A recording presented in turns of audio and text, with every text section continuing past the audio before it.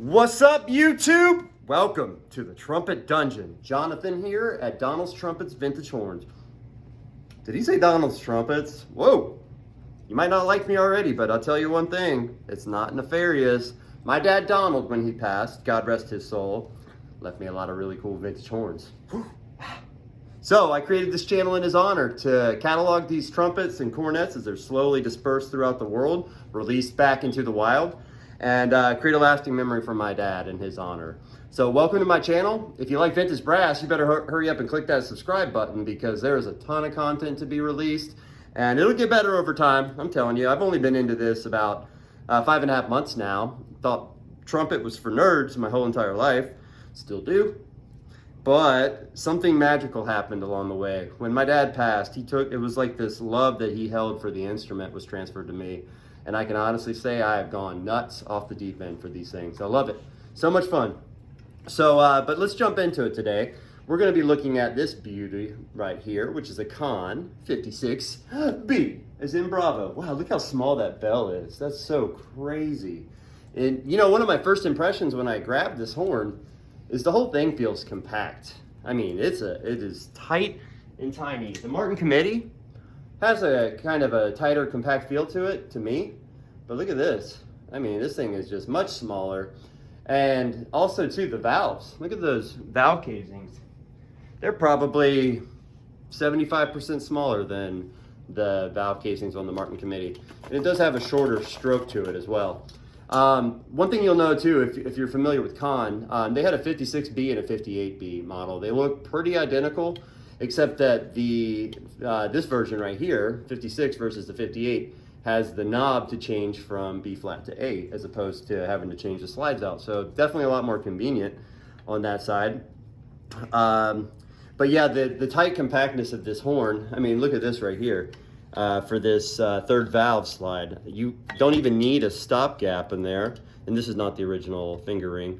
You don't even need the stopgap in there because look, there's no room for that thing to go out. It's just so tight up in that little space there.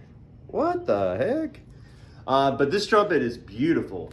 100% gorgeous, gorgeous piece of American manufacturing history. Gold plated. This is not raw brass or lacquered brass. This is gold plated and beautifully engraved. So I did not polish it. This is just tarnish right here. It'll come right off, but I like it. It's like a black purple hue to it.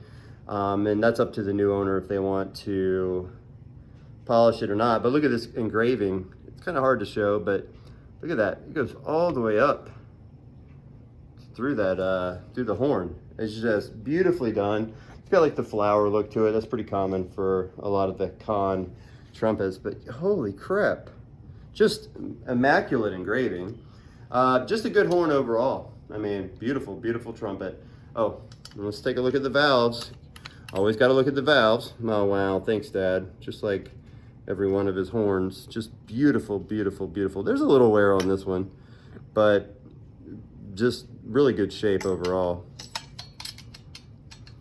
Let's take a look at another one here. We'll go through and randomly do a valve probe. So, yeah, there's a little plating wear at the bottom you can see on these, but smooth, definitely glides. This has an extremely, I always call it buttery, but it's like a cushiony feel to it, to the valves. Just maybe you could use some felts, but yeah, beautiful, beautiful feeling to it. But without further ado, let's jump in. If you've been watching any of my videos, I've been doing Chris Bodie. When I Fall in Love, been tinkering around with Venice. I like the tune, like the way it sounds, so we'll jump into that. Do not claim to be good, and this is not about my playing. This is just about being able to hear the trumpets and hear a few comparison horns, just to get your opinion. So let's jump in.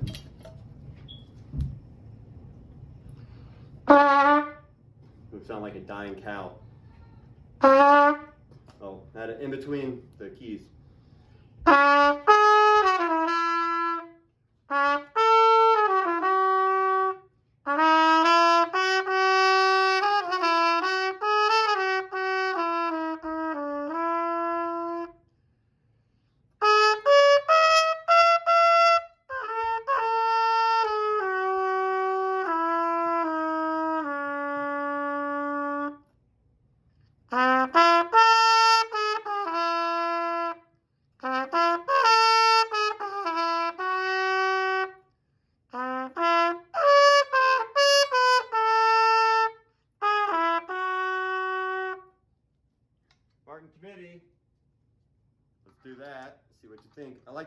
feels. Plays good. Slotting's a little bit looser.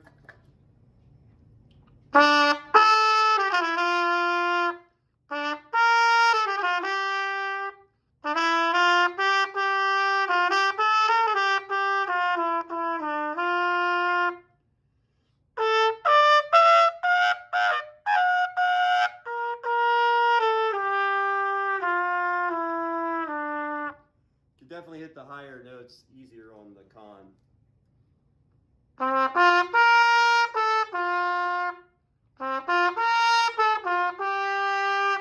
So trying to figure out if I just need to get more familiarized with this Conn trumpet, because slotting between the notes definitely feels different.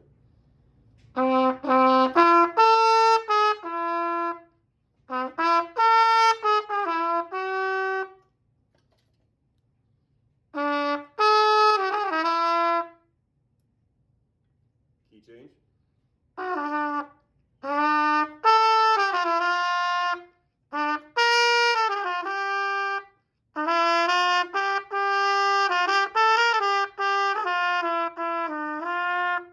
So I think I was playing an A the whole time instead of B flat, so now we're in B flat. You're welcome.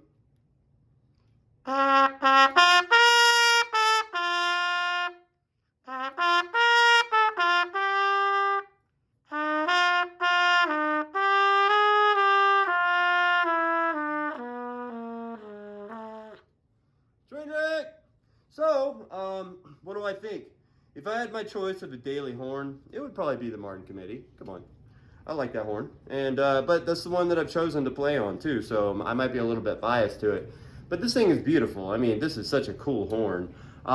These were made, I think, to project further in concert halls. So they have more of a, I don't know, a straight, narrow cone to the sound projection, you know, because they had to get far without microphones. But yeah, it definitely has its purpose. Obviously a beautiful instrument, even for decoration, but why would you hang this on the wall? It plays nicely.